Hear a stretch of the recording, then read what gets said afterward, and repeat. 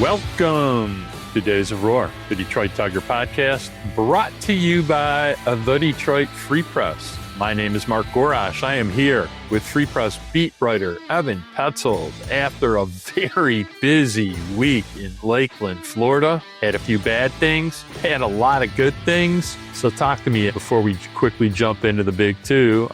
Talk to me about the week. Yeah, the Tigers have played 9 spring training games heading into Monday's game. The record does not matter, but it's 4 wins, 4 losses, and 1 tie. The big standout to me, Kerry Carpenter. He has been red hot at the plate, looks extremely locked in, though I don't know if he's going to get what he wants, which is at-bats against left-handed pitchers and everyday reps in right field. He has never hit lefties in the big leagues, and he's never stayed healthy for a full season. Carp knows this. The Tigers know this. I expect him to spend a lot of time at designated hitter because the Tigers need to keep him healthy to keep his bat in the lineup. In the same way the Tigers refused to move Riley Green from left field to center field because they want to protect him from an injury, Tigers also feel the same way about Kerry Carpenter. Protect him from an injury by leaving him at the designated hitter spot as much as possible because he's never stayed healthy for a full season. As for facing left-handed pitchers, we already know Carp breaks against righties. He's one of the best in baseball at doing that. I think the Tigers are going to dabble with lefties a little bit, but just based on my read of the situation, manager AJ Hinch is not going to abandon the Andy Ibanez, Justin Henry Malloy pinch hit strategy so Carpenter can just struggle against lefties. He's going to have to really prove himself. I'd like to see him get some more reps against lefties here in spring training. I know he wants it. We'll see if the Tigers are really going to give it to him. Riley Green, for the most part, he's been pretty locked in at the plate. Colt Keith making smart swing decisions and moving the ball forward, but he's not hitting for power yet. And Mark, you got all excited about Jace Jung hitting 2 doubles in 1 game earlier in camp, but turns out those are the only 2 hits he has through 5 games. Wencio Perez, Andy Ibanez, Hao-Yu Lee, Thyron Lorenzo, Trey Sweeney, none of those guys are really hitting. Now, I don't really care because a lot of guys are still locking in the timing of their swing. I don't really mind spring training swings. It's not that big of a deal to me until we get to mid-March. That's when you need to see the timing of the swings get locked in, right around mid-March, because from there, you only have a couple of weeks until opening day, and you don't want to go into opening day without a swing that's on time. Another thing too, Javi Baez played in his first game Friday, then he played again Saturday. Both of those games, he served as the designated hitter.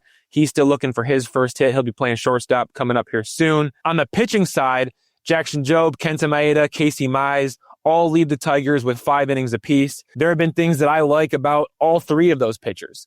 Kenta Maeda, he's sitting 92 miles an hour with his fastball and striking guys out with the secondary pitches, just like vintage Kenta Maeda. Casey Mize is throwing his splitter harder, sitting around 90 miles an hour. And then also, too, the split, it grades out great on paper and it's performing pretty well. Don't forget the split was Casey Mize's calling card coming out of Auburn as the number 1 overall pick in 2018. And then as for Jackson Jobe, he had a rough start against the Orioles on Tuesday, and then he had a great start against the Pirates on Sunday. But the fastball is sitting 98 miles an hour. The curveball, it's brand new, and it's also legit. When Jackson Jobe sequences his pitches and locates his pitches, he is unstoppable. We've also seen some good signs from Kader Montero and Reese Olson. We also saw some not so good signs from Matt Manning and Jack Flaherty. Another thing, Tarek Skubal was named the Tigers' opening day starter. No surprise there. But today is Monday, March 3rd. We have 24 days until opening day on March 27th against the Los Angeles Dodgers at Dodger Stadium in Los Angeles. A lot can change between now and then for both hitters and pitchers, and sample sizes are only going to get bigger. For now, it's very, very early, especially on the hitting side, as guys are trying to find the timing of their swing. That's kind of what I got for you on the past week. All right, man. I take very little to heart with what's going on in the first 10 days of spring training. Come on. You got double and single A guys facing each other in the last 5 innings of games. You got pitchers first time out. I emphasize pitchers sometimes more than hitters early, just seeing if they're throwing a new pitch or how good they look. I'm going to change it up on you a little bit. Question 1 of the big 2. We're not going to discuss injuries.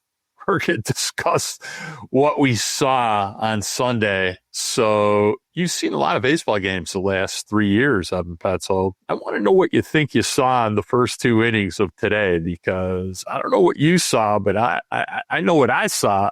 I just want you to tell me what you saw, and then we can talk about it. It was breathtaking. That's how I would describe it. It was breathtaking what Jackson Jobe did to the Pittsburgh Pirates on Sunday. It was incredible. I mean, you don't expect to see that out of anybody, especially in spring training. Like, you're just not really thinking that Jackson Jobe is going to go out and do that, especially after what happened against the Baltimore Orioles on Tuesday when he looked a little rough. He wasn't inside the strike zone. It was a little bit frustrating to see, but what he did in Sunday's start against the Pirates was phenomenal. I mean, it was 1 run on 2 hits, 0 walks, 3 strikeouts across 3 innings. He threw 21 of 29 pitches for strikes. Yes, he gave up the solo homer to Henry Davis on a first pitch slider to open the 3rd inning, but that was the only damage. And then those first 2 innings were just incredible. It's the best that I've ever seen Jackson Jobe. He retired all 3 batters on 13 pitches in the 1st inning, and then he retired all 3 batters on 8 pitches in the 2nd inning. He struck out Andrew McCutchen and Derek Hall on 3 pitches apiece. The way he sequenced and located on those 2 strikeouts, it was masterful. It was ace caliber sequencing and locating. Strike 1, strike 2, strike 3, you're out of there. Let me walk you through it. For Andrew McCutchen, for that strikeout, the way that Jackson Jobe went about it was he records this first pitch called strike with a 92-mile-an-hour slider. It's painted on the down and away corner of the zone. And then he gets a second pitch swinging strikeout with an 88-mile-an-hour changeup in the same location. So he goes 92-mile-an-hour slider. Andrew McCutchen watches it for a strike. And then Jackson Jobe goes to the same location with an 88-mile-an-hour changeup, and he gets the swing and miss. And then to finish McCutchen, Jackson Jobe reaches back. He throws 99 miles an hour, located on the top rail of the zone for a swinging strikeout. So you're literally looking at slider down and away, called strike, changeup down and away, swinging strike, and then fastball up right on the top rail for a swinging strikeout. It was absolutely incredible. And then the Hall strikeout was sequenced perfectly as well. He goes 83-mile-an-hour curveball for a called strike, outer edge of the zone. And then he goes 87-mile-an-hour changeup for a called strike in the exact same location. So the first 2 pitches there, you got curveball, outer edge of the zone for a called strike. And then it's changeup, called strike, same location, outer edge of the zone. And then he gets the swinging strikeout, goes back to the curveball, drops it in, down and in, induces chase, and he gets the swing and miss there to get that strikeout 1, 2, 3. So a pair of 3-pitch strikeouts, Andrew McCutchen, Derek Hall, 3 strikeouts total. It was absolutely phenomenal what we saw from Jackson Jobe. It was really, really special stuff. Again, all good things from Jackson Jobe. I still want to see him miss more bats. He generated 1 whiff with his new curveball in Sunday's start. He also missed 1 bat with his fastball and 1 bat with his changeup. Some great flashes, but only 3 whiffs on 13 swings for a 23% whiff rate. I want to see that whiff rate in the 27 to 28% range, but we're still not there yet. For reference, Tarek Skubal had a 32% whiff rate last season. Jackson Jobe had a 23% whiff rate in Sunday's start. He still needs to miss more bats, but I love Jackson Jobe's mindset. I love what he said after Sunday's start. He goes, quote, "I was just ripping, just pound strikes and play my odds. That's why I got 8 guys behind me for reasons like that. I'm going to trust my stuff every day over whoever is in the box." End quote. I like the fact that he challenged hitters in the strike zone. That's what he needs to do. If he nibbles around the edges, walks are going to be a problem. He can't give up free passes and expect to make the opening day roster. So as long as he keeps pounding the strike zone, which he did on Sunday against the Pirates, I think he's pretty much a lock to make the opening day roster. A lot of good signs, but it was only 3 innings in spring training. But the good news is Jackson Jobe definitely seems to be on the right track here. First of all, AJ subtly reminding Jackson Jobe, we're going to challenge hitters in the zone, because if you can challenge them and have success in the hitting zone, spinning things and doing things at the fringes, at the edges, gets a heck of a lot easier. And basically what he's getting right now is an education about how to use a bazooka. Holy smokes. I watched those first 2 innings. I stood up and bowed to the TV.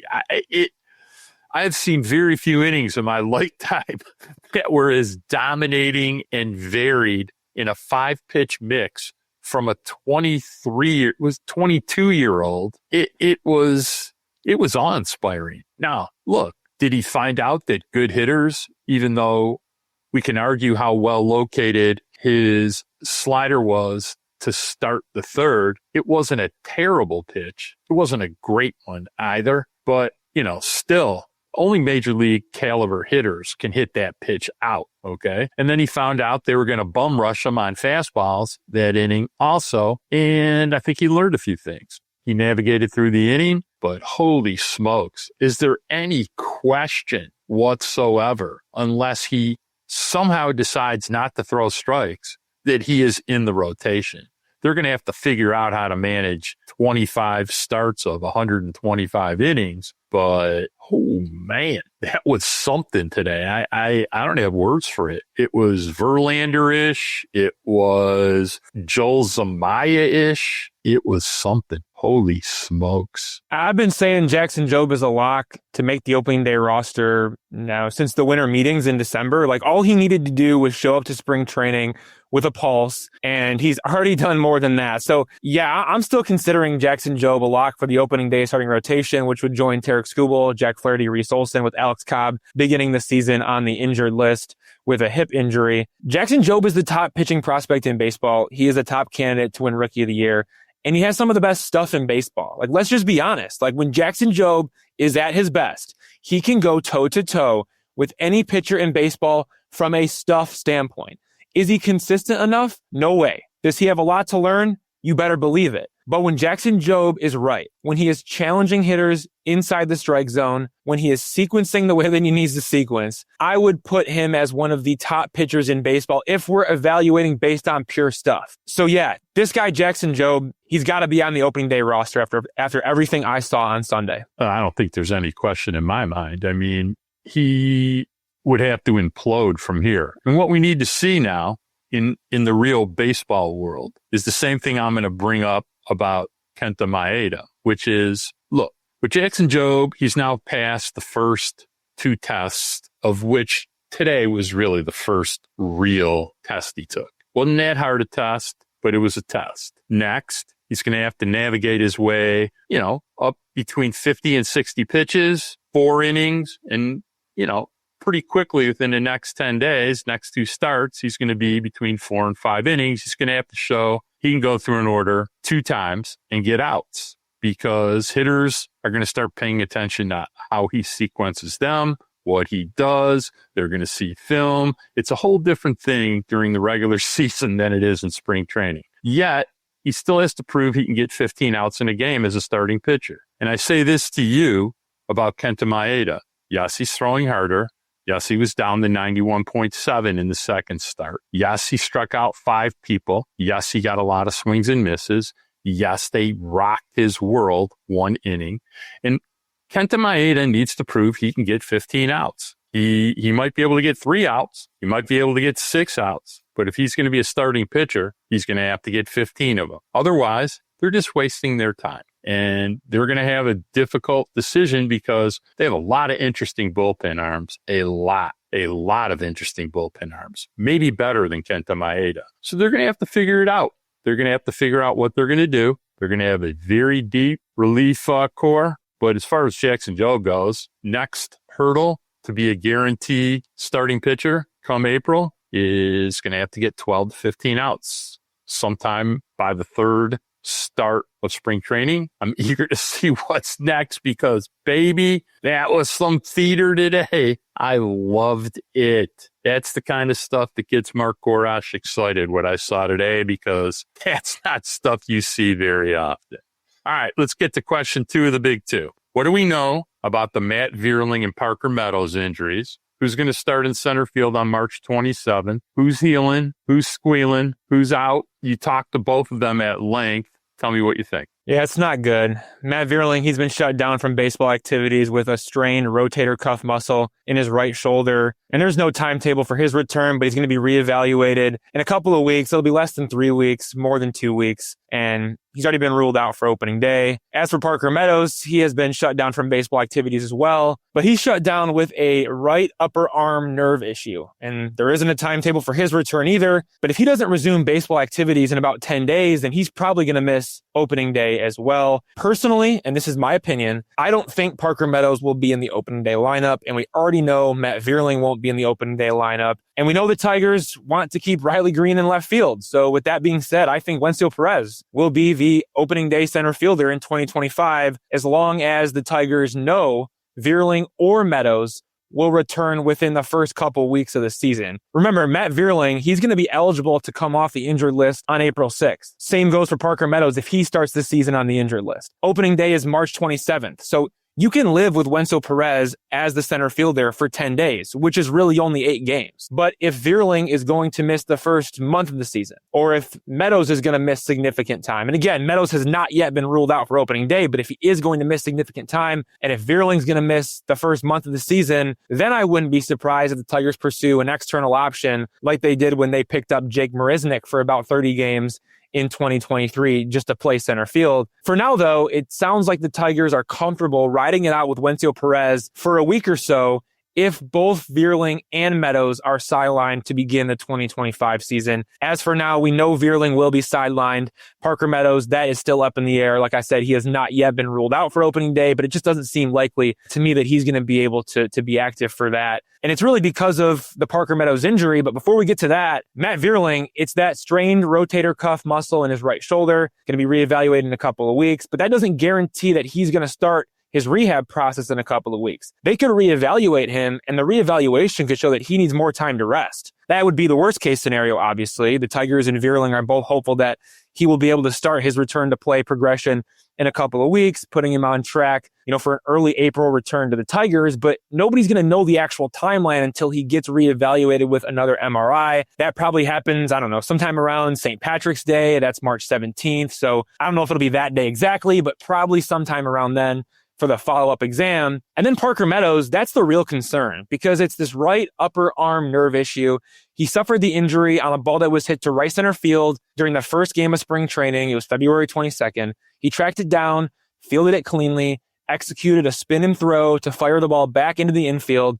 But on the throw, he felt a tweak in his bicep. And there was pain at first, then there was some tingling, and now there's just numbness. And after multiple MRIs, he was diagnosed with a right upper arm nerve issue. The pain is gone, which is a good thing, and the tingling has subsided, but he still feels numbness on the top of his forearm. The nerve, it has not been functioning for the past week, and that nerve needs to reactivate before Meadows can return to baseball activities. Here's what Parker Meadows said, quote, "I have to wait until the nerve wants to wake up, which is very frustrating," end quote. Here's the big problem. It could be a couple of days. It could be a couple weeks. It could be a couple months. The timeline for Parker Meadows to return from the nerve issue depends on when the nerve wakes up. But there isn't an immediate or guaranteed method to stimulate that nerve, which is why nobody knows when Parker Meadows is going to play again. Well, the good news here is that Meadows is going to return at some point. This isn't a permanent issue, but the bad news is that nobody knows when the nerve is going to spark. So it's pretty much a guessing game at this point. For now, Meadows has been shut down from baseball activities. He won't resume baseball activities until the nerve fires again. And if the nerve doesn't fire within the next 10 days or so, then he probably won't be able to join the Tigers on the opening day roster. That's why I'm concerned. That's why ultimately I think Wenceel Perez might end up getting that nod for opening day. But if the Tigers feel like Parker Meadows could be out for a month in the regular season, and maybe Matt Vierling could be out for a month in the regular season, then I think they pursue a plan B option aside from Wenceel Perez, because all signs right now indicate Riley Green is going to stay in left field and will not be moving to center field. Now, we'll see if that changes. Maybe that could be plan B if these two guys are both out for a lengthy period of time. But right now, it seems like it's Wenceel Perez, and it's not looking great for either Parker Meadows or Matt Vierling. Really concerning to me. I don't expect to see Matt Vierling till close to the 1st of May.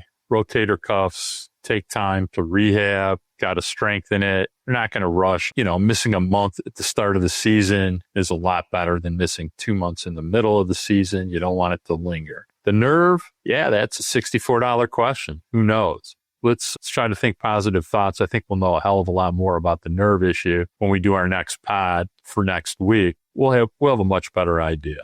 Who are we talking about? If they went out on the waiver wire, you're talking about guys like trying to get Michael Taylor from the White Sox or Manuel Margot, guys like that, kind of fringy bottom end guys. Some guys have had very good years in the major leagues, but are kind of fringy guys now. And no team's going to really want too much for those guys. They're all on minor league contracts, but they would fill the bill for a month.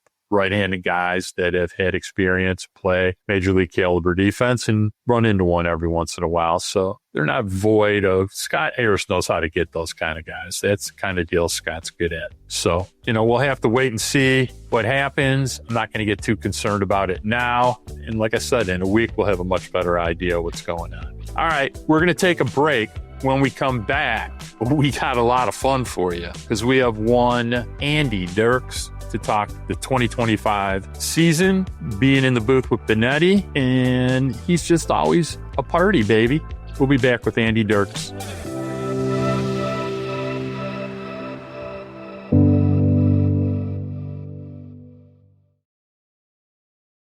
I'd like to welcome Andy Dirks, former MLB player and current Tigers TV analyst, to the Days of Roar podcast for the second time. Look, I know everyone is excited for another summer of Jason Benetti and Andy Dirks on the TV broadcast. A little over 100 games on TV and radio this season for Andy Dirks. But for now, Andy, thanks for coming back on the podcast. Yeah, good to be here, guys. I'm fired up for 2025. I know you guys there's some Lakeland, Florida down there. I'll be down there the 17th. I'm doing a game on the 17th, so I'll see you in Lakeland then. You can't beat good weather in Lakeland, Florida. So before we dig into the baseball stuff, I do want to kind of let listeners and Tigers fans into the life of Andy Dirks, if you will. Before we dig too deep into the baseball talk, not only are you a retired MLB player and an active MLB broadcaster, but you are a real estate agent and a father of 4. So for the real estate agent, what's kind of the backstory there into your career in that realm? Yeah, got done playing, needed something that was a little easier on the back. I guess you could say I have the gift of gab. I'm not really afraid to talk. I used to get in trouble all the time in grade school for talking too much. And my teachers are like, you got to quit talking so much. You're not going to, in life, it's going to be a detriment. And then now I get paid to talk in all sorts of different ways. So, there's that. But I always liked construction, grew up in construction, got into real estate and, just started rocking it. And now I have a team. Branch office of Real Broker. It's been going really well. And I like selling, but I also like doing broadcast and I like being a father and I like fishing. Was ice fishing season this year was ridiculously good, catching tons of fish. So that was fun. We call it Andyland. My wife calls it Andyland. I live in this world that is very, very randomized, right? Which I like it. I like staying on my toes that way. Well, do you have any fatherhood advice? Because my wife is due April 23rd. That's like 50 days away now. You have 4 kids, so I'm sure you probably have some advice for me on what it's like to be a father, especially, for the first time. Yeah, you'll figure it out. That's my advice. Yeah, I was such a good dad. I was the best dad until I had kids. My kid will never do that. My kid would never backtalk. My kid would never throw a fit in the grocery store. And then you will eat your words some, but just enjoy it. Have fun with it. It goes by quick. My oldest is now 9 and it was like yesterday. All the old guys that got the gray and the beards and the loss of hair that have their kids are now graduated high school. They're like, you'll blink and it'll go by. It's true. First year, yeah, you'll lose some sleep, but that's all right. You can run on way less sleep than you think, and then enjoy every step. Though it's a good journey. All right. So also too, you became one of the primary TV analysts for the Tigers this season, alongside Dan Petrie. What are the expectations for Jason Benetti and Andy Dirks in 2025, coming off of what we saw and what we heard in the 2024 season? Well, I think first of all, we're going to have a lot of fun, right? So we have an exciting team this year, which is always fun to cover. There's enough variables still too that it's there's going to be lots of fun things to talk about, lots of things to analyze. Which direction are they going to go here? With some injuries we've had in spring training, who's going to fill what gaps? And we know this team has is not afraid to have a lot of moving parts, which I think it'll make it a really good plot line throughout the year. And obviously we have the pitching staff, we have the pitching, we have the defense. The question is going to be, is there enough offense? I think that's what, the general consensus is right now. And the style of baseball they play is fun and exciting. So I wouldn't see why we wouldn't be very competitive in the Central. I just don't see how we couldn't be, extremely competitive to go out and really push to win a division this year. Injuries could be an issue about being competitive, which we've already started out, but we'll get to that in a second. So last year started out on radio, transitioned to TV as the season had a bunch of changes. Tell me, was the prep any different for TV than radio, or did you just bring the Andy Dirks personality and analysis the same way for both jobs? Yeah, I mean, there's a little difference in cadence. That's it. right? So in radio, like Dan, you have to call every pitch. You have to let the people know, like strike one, outside corner, fastball, right? So the cadence was a little different, but other than that, it was kind of just, let it rip, have a lot of fun. I am fortunate that I do have a decent knowledge of baseball. I mean, obviously there's guys that know more than I do, but I spent my career in baseball never being probably the most talented, had talent, but I had to use the little thing in between the ears here, get the synapses going in there, use the brain and learn how to make good decisions. So that's kind of what was my MO was, always being in the right place, learning to make really good decisions on the fly, taking in information quickly, and then being able to apply that quickly into my game because I wasn't good enough to just like see ball, hit ball. I had to have a plan. I had to have an approach. I had to think through different situations and then also thinking ahead, like what's going to happen, which I think from an analyst side has helped tremendously. And then obviously my off the field stuff. So I do a lot of public speaking and then getting into real estate, like you learn how to present in front of people. You learn how to talk. You learn how to communicate at a very high level. And I'm the kind of guy, like if I get into something, I'm like deep in the weeds with it. Like, so communication has basically been what I've been studying for like the last 7 years, which I think has definitely helped as well. And then having awesome partners. So Dan Dickerson and Jason are like on another level. I mean, I've worked with a few other people and I've been in different industries and I've seen the way guys prepare, the way they go about their business. And Dan and Jason are both very elite, which is like, if you get on a team with Kobe Bryant, it's going to help you out, right? If you're on a team with Jordan, it helps out. So having those guys as mentors and kind of walking me through some different scenarios, hey, try this, maybe hold off on that. And that feedback is so key in like being able to adjust quickly because it's like anything. You have to adjust and evolve. So which one is Kobe Bryant and which one is Michael Jordan, would you say? And I'm not trying to single one or the other out, but really, what is it like? What is it like working with both those guys? Because they are two very, very talented broadcasters, two of the best in all of baseball. Yeah. I think, both of them are very, very good. They're both humble guys. I mean, they both have track records that they could, kind of show up in booth and kind of be like, this is my show. It's my party. Like everybody else is the sidekick, but they make everybody feel very important and a part of it. Right. Because they understand the value of a team. They understand if they have to carry all the weight that the broadcast won't flow. So they're both very good at understanding like, I'm really, really good at what I do, but humble enough. And they don't have big egos to where they allow everybody else in the broadcast to bring what they're good at, which then can kind of form it into something special. I would say Jason is the king. Jason's really good at pivoting. Like if things are starting to kind of get a little dull or whatever, Jason's really good at flipping it around and bringing some life back in the broadcast. And I think the way Dan can cut a picture into people's minds through the radio, like I'm literally watching it, but I'm also seeing what Dan is saying in my head. And it's like painting the picture to then bring an analysis that makes a lot of sense because Dan has teed it up so well. I mean, it's great working with those guys. I mean, Andy, they have totally different styles. I mean, Jason is almost like listening to a brilliant baseball mind doing stand-up comedy while he's doing play-by-play. And yet Dan is much more traditional, but yet throws in tons and tons and tons of modern baseball analysis, data as part of his play-by-play. I mean, it's got to be tough in a fun way for you because their styles are so different in some ways. Yeah, and that's I enjoy, the differences of both the guys because that's what makes them unique. Like there's no like one set mold that says, hey, this is the perfect way to do this. I think if there was, it would be very boring and dry on both ends. And I think, when I bring in the analysis in, I'm just playing off of what they're already going with, right? So they kind of set it up and tee it up. And depending on what that looks like sometimes if me and Jason are having a conversation, it's like, make sure that we're hitting the pivotal moments. And with Dan, sometimes it's like, okay, he's always got the pivotal moment because you have to on radio.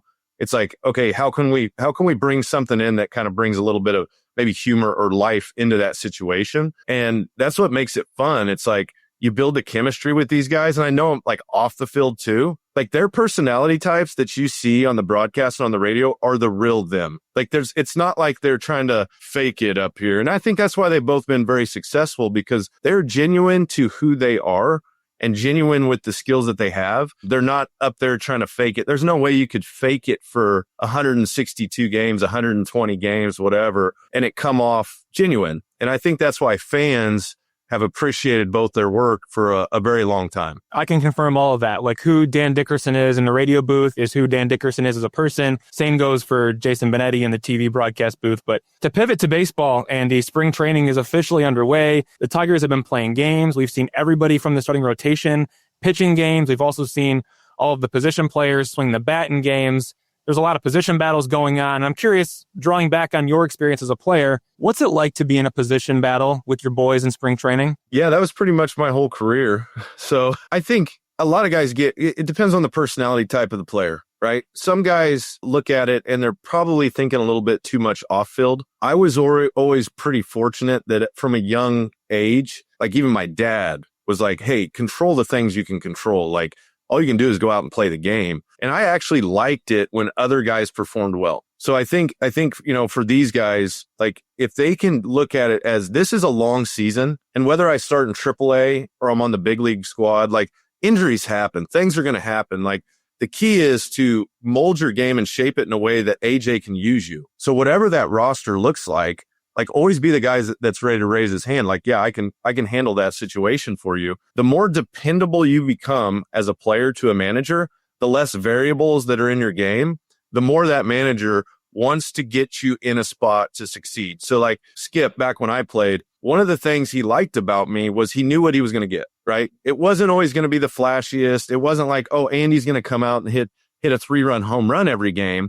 But I do know he's going to play solid outfield. He'll make good decisions on the bases, and he'll put together some quality at-bats that will potentially help the team win the game. So I knew that that's what I needed to do to be successful. It was like that was the role. And whatever organization you're in, you have to figure out a way to fit the role that the team needs. So in 2011, your rookie year, Tigers won 95 games. There was a ton of expectations going into 2012. How did you and the team approach it? Yeah, so I didn't make the roster out of spring training that year. So I started in AAA. So I was in the mode of trying to get on the big league squad, right? So I finished AAA the year before, had a good year, went to the Dominican, crushed it, came out, had a good spring training, but Maglio Ordonez was playing the outfield. We had some really good guys, and Maglio slid into home and broke his ankle. And that was early. That was like May. Right. So that's what I'm talking about is like, even if you don't make the squad, but as soon as I was around those guys in spring training and I knew that all I had to do was go to AAA, the expectation once you go to the big leagues in 2011 was win. Like it didn't matter how, it didn't matter who, it just mattered when, right? So when Maglio went down and I came up, my mind went straight to winning baseball games. It wasn't about, hey, I need to show them that I'm, going to be a future all-star. It wasn't like I have to solidify my spot on the team. The way I approached it when I came up was obviously the debut is crazy because your head's spinning and it's wild. But then you settle in and it's like, hey, we have an amazing roster. Like I don't have to be everything because when you come up and you're, as you go up, you're going to be one of the better players on the squad always. Like that's how you get promoted. When you get to the big leagues, everybody's really good. So like I never felt like there was pressure that I had to be the guy every day, but I definitely knew that I needed to contribute. So my focus was, okay, Josh Beckett's on the bump today. I'm getting a start. Okay, we need to get him out of the game.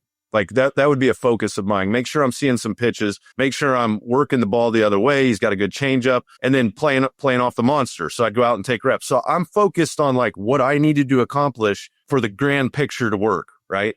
So that's how these young guys, if they can get out of themselves a little bit and get more into that mindset of how do I contribute on this ball club? And that's every level, man. I did that in college. I did that in all the way through pro ball. Every team was a little different. So for you, that's how you hit 322 in 2012? Yeah. Yeah. I mean, and it literally was like, and that was a circumstance too. There was nobody in the 2-hole at that time. And Skip put me in the 2-hole, and there was a guy who won the Triple Crown hitting behind me. Like, you want to talk about a good spot in the lineup to hit? Have Miguel Cabrera hit behind you, like in 2012. Like, you're going to get some fastballs to hit, right? So I knew, and this goes again. So I knew that with Miggy behind me, the situation's going to be different. I'm going to have to be a little more aggressive early in the count because they don't want to walk me. I'm going to see more fastballs, so make sure you're on time with the fastball. And that was my approach in 2012 when I was hitting 2-hole, because I knew if I could get a hit and get on first, there's a decent chance I'm scoring with Miggy behind me. Andy, before we jump into some 2025 discussion,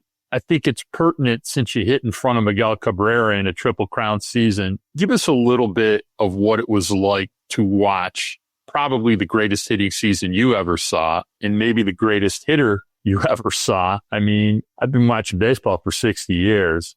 I've seen some great players. I don't think I've ever seen a right-hand hitter for sure as great as Miguel Cabrera. So talk to us a little bit about that 2012 Triple Crown season. Yeah, I mean, it's not probably, definitely. Best hitter, best season I've ever seen from a guy. I mean, his focus, the way he would take his at-bats is he was on another level. Like, there's no way around it. Like, the dude must have been seeing the ball look like a basketball coming in. And the pitchers, there was enough fear in the pitchers. They knew he was going to swing. And it's like, you either got to throw the ball like 4 inches off the plate or he might do damage because he could hit a ball in off the plate to left for a homer. He could hit a ball in off the plate to right center for a double. Like, this was a guy who the plate coverage that he had, the balance that he had in the box. I mean, he would get fooled and he would laugh, right? Like most guys get fooled and they're kind of like, oh, he was like, ha, ha, ha, ha, ha. No problem. I got this. But I think the pressure that he had on him and the way he performed under the microscope, I mean, every at bat was felt like a make or break, with the fans and the media and everybody watching him under the microscope the way they were, especially as his numbers kept developing and people started talking about Triple Crown. He just stayed focused and locked in, and he was a great team guy. I mean, he wanted to win. Like, Miggy wanted to win, and he would put the load on his shoulders.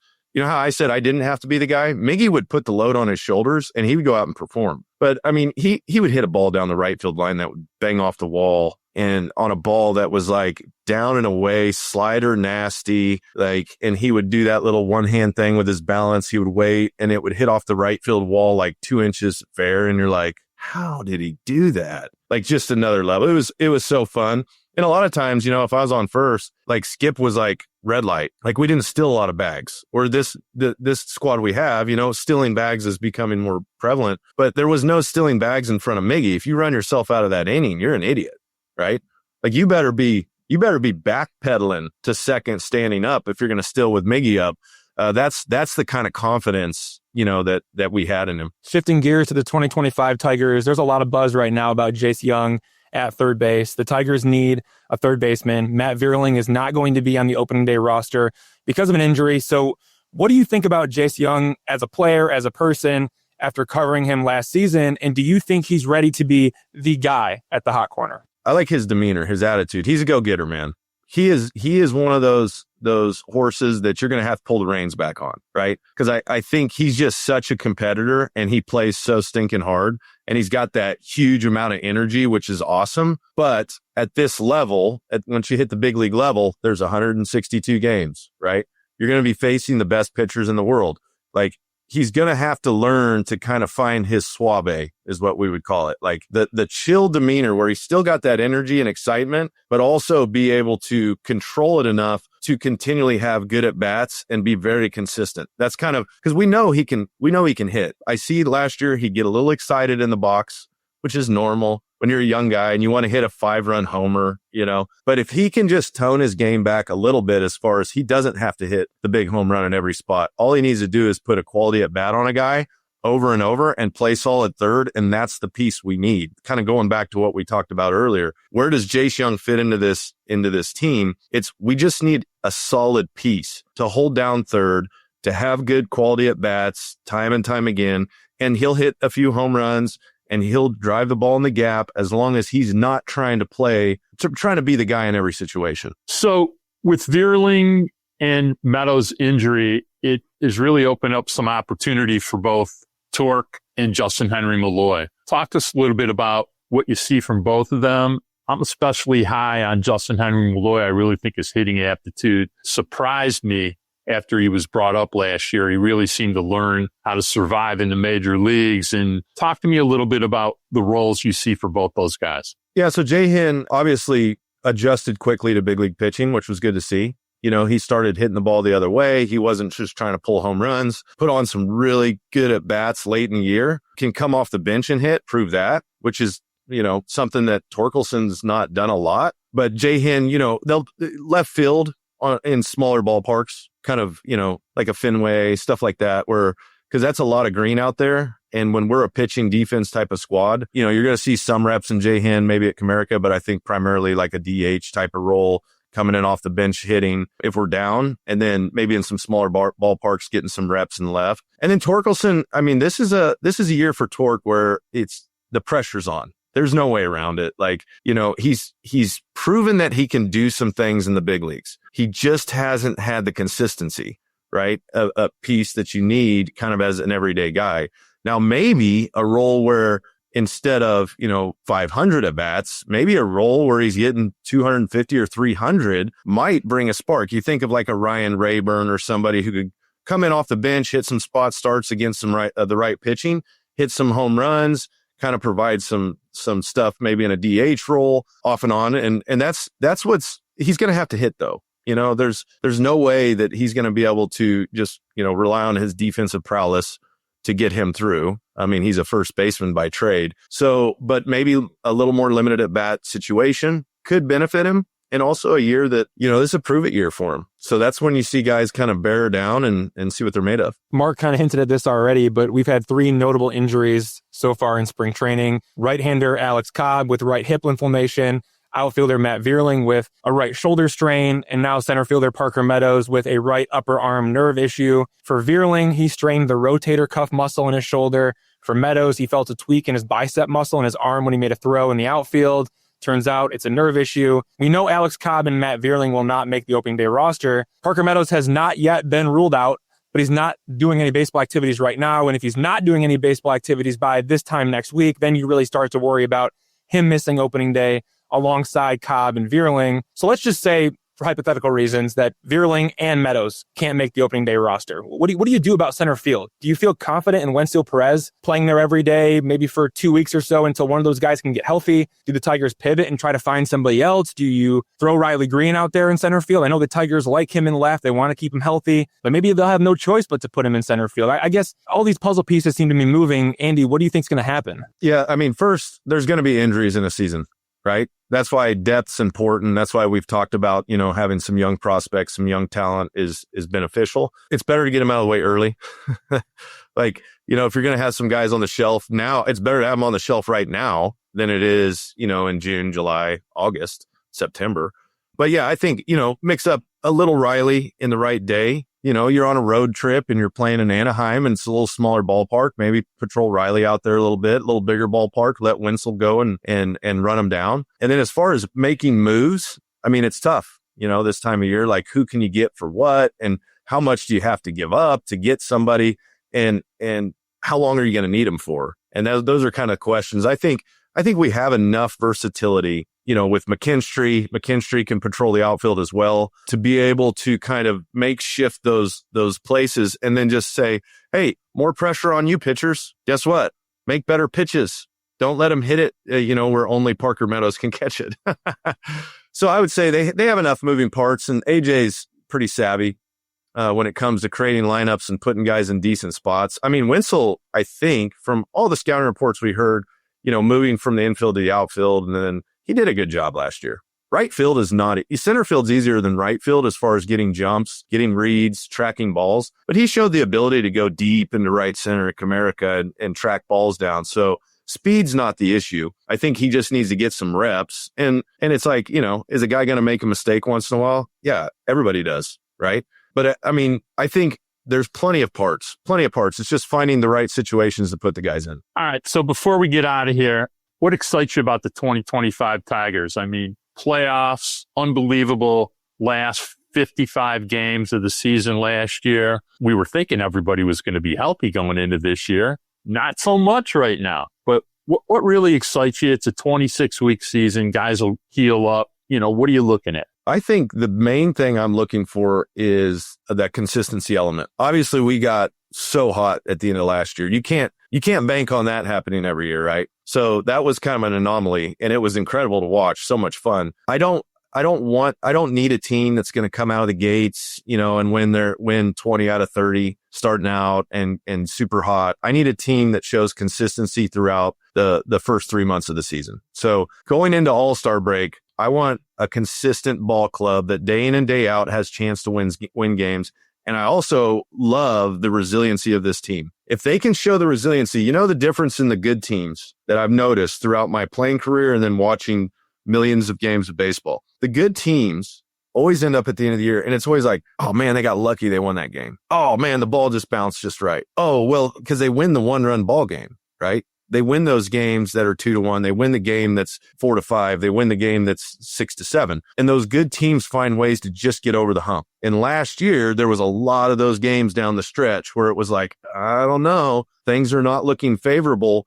And then they pulled it off. So if we can continue that streak of that winning culture of like, I don't know, you know, we're down by a run going into the 8th and they got their 2 buzzsaws coming in and then scratch a run, win it in extras. That's what the good teams that I always played on always did. And if you can combine that with a little bit of consistency in the at-bats, a little bit more offensive production with those consistent at-bats, that's what I'm hoping for this year. If they do that and the pitching is solid, pitching doesn't have to be the best in the big leagues, solid, great defense, you got a winner. All right, Andy, that's all we have for you, but thanks for joining Days of Roar. I'm sure we'll have you back on at some point in the near future. It's always a blast catching up with you. Thanks for doing this. Yeah, awesome, guys. Look forward to seeing y'all around. Everyone, that was Andy Dirks, former MLB player and current TV analyst for the Detroit Tigers. He has quickly become one of the best analysts, and he's getting more than 100 games between radio and TV in the 2025 season. It's going to be a blast. We have more to discuss about the Tigers in spring training, but first, let's take a break.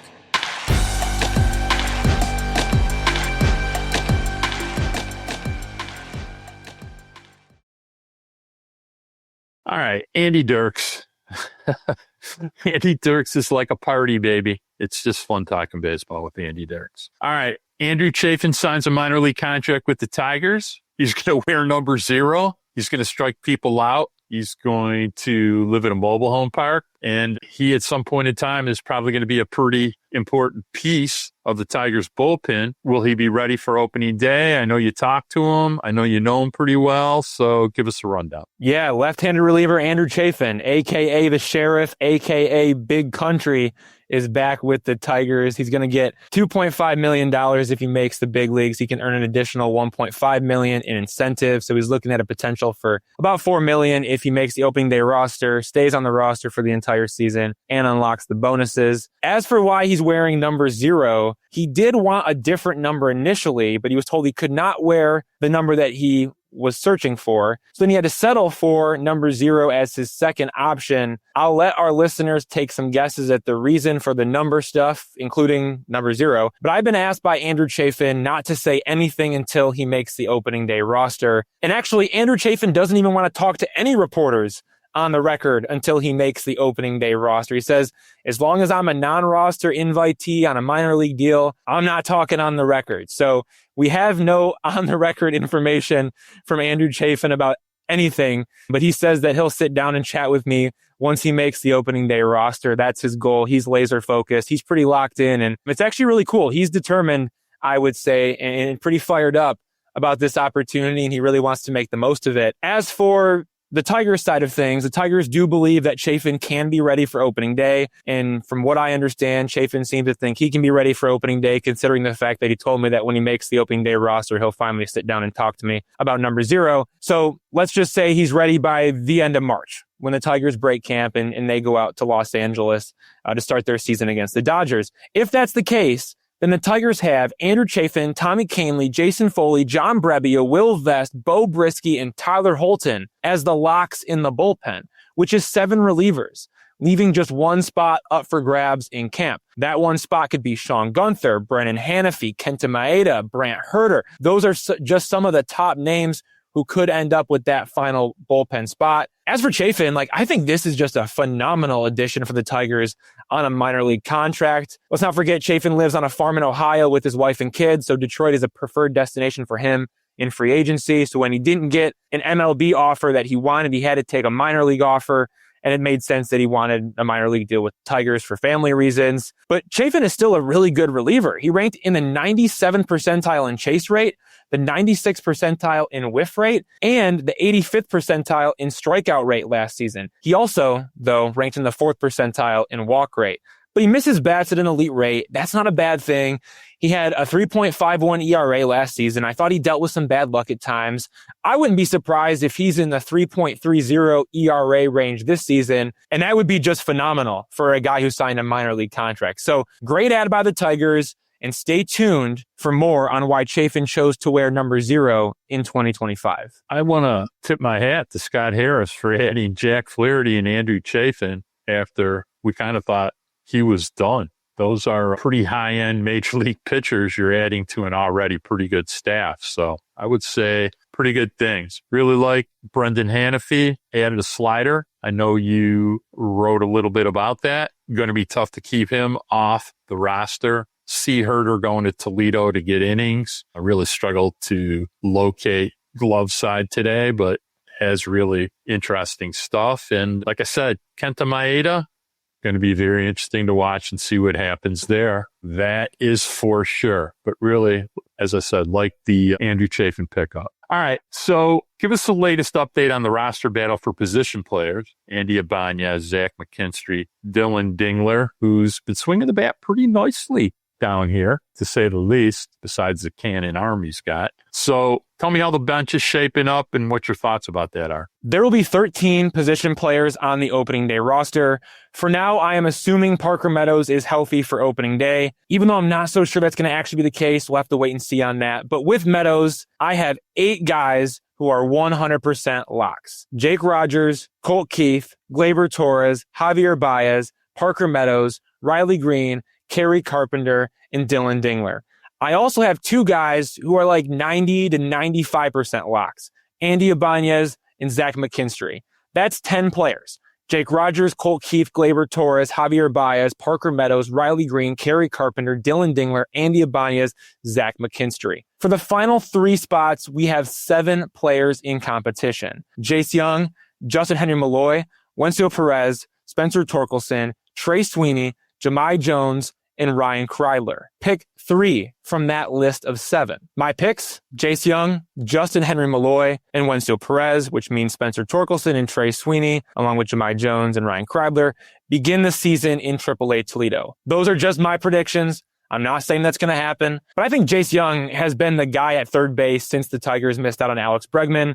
A platoon of Jace Jung against right-handed pitchers and Andy Ibanez against left-handed pitchers has always been the most logical plan, even when Matt Vierling was healthy. So I'm still banking on Jace Jung. He's pretty much a lock for me, but AJ Hinch says he has to make the team. Justin Henry Malloy, when the Tigers lost Vierling, they also lost another right-handed hitter from the already lefty-heavy lineup, making them even more vulnerable against left-handed pitching. That makes Malloy even more valuable, considering he had a 900 OPS against lefties last season, whereas Wencio Perez had a 600 OPS, and Spencer Torkelson had an 800 OPS. The Tigers need a right-handed hitter who can draw a walk and hit for power in big moments, either as a pinch hitter against a lefty reliever or as a starter against a lefty starter. Jahan is definitely that guy. And then Wencio Perez, I think he benefits the most from the Vierling injury because he can play all 3 outfield positions, just like Matt Vierling. That alone should get Perez on the opening day roster. He is a switch hitter who struggles against left-handed pitchers, but he was solid against right-handed pitchers last season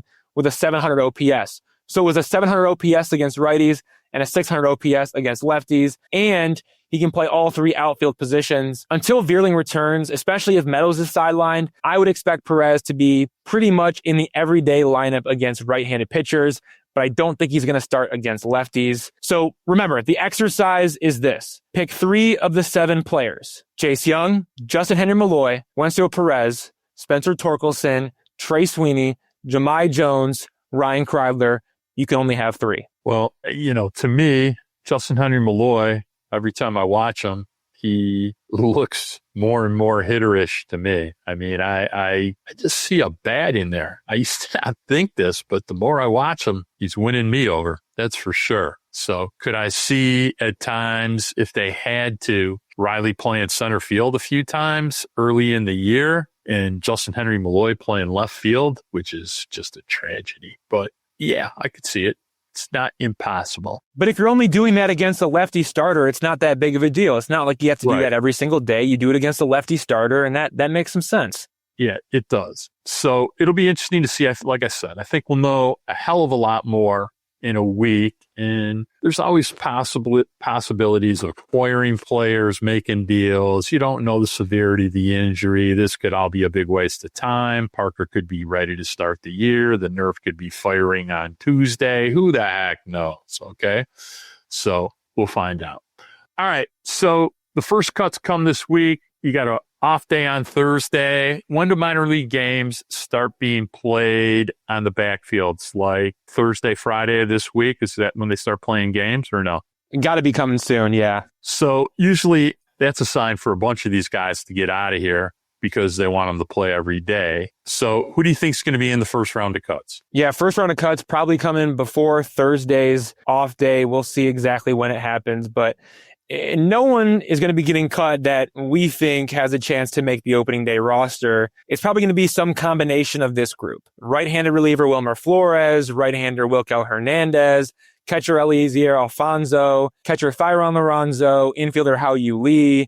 I could see all of those guys getting cut, but I actually hope the Tigers keep Lorenzo in camp, practicing with fellow catchers Jake Rogers, Dylan Dingler, Tomas Nido, and Brian Servin. I think Thyron Lorenzo can continue to learn a lot from those catchers. All of them have MLB experience. As for everyone else, such as Wilmer Flores and Hao-Yu Lee, they probably can get more out of being on the minor league side from a development standpoint at this point in camp.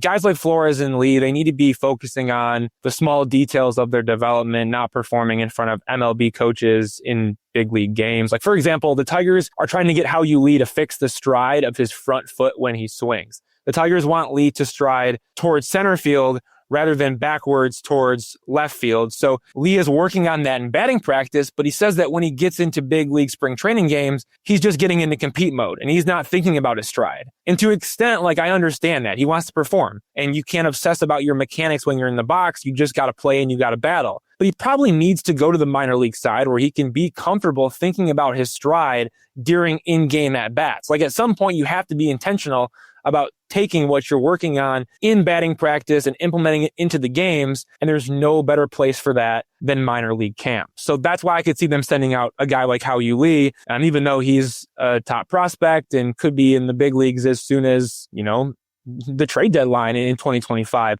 I could still see them sending him out for like a developmental reason like that. Either way, cuts are coming soon, probably Wednesday or Friday because the off day is Thursday, but I would assume the Tigers want to do it before the off day just to kind of allow everyone to reset on the actual off day. So yeah, Wilmer Flores, Hao-Yu Lee, Eliezer Alfonso, Thyron Lorenzo, Wilkel Hernandez. Those are all kind of some names to watch for the first round of cuts.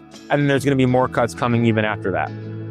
All right, my man, it's been a long week. It's time to get the hell out of here. I want to remind everybody to please rate, share, and subscribe wherever you listen to podcasts, Apple, Spotify, Amazon, especially YouTube. And you can always find us embedded in every single Evan Petzold article at the free. They're pretty much giving away subscriptions, and you're crazy if you don't get. I think they have like digital subscriptions, $1 for 6 months, takes you through most of the baseball season. You're kind of crazy not to get it, you really are. So I'd like to thank the editor of the Free Press, Nicole Avery Nichols, our producer, as always, saving our ass by the week, Robin Chan, the Magic Man. Love my amazing grandsons, especially the little smiley one, and to the spectacular, less than 45 days away mommy, Savannah Petzold. Hold on, baby.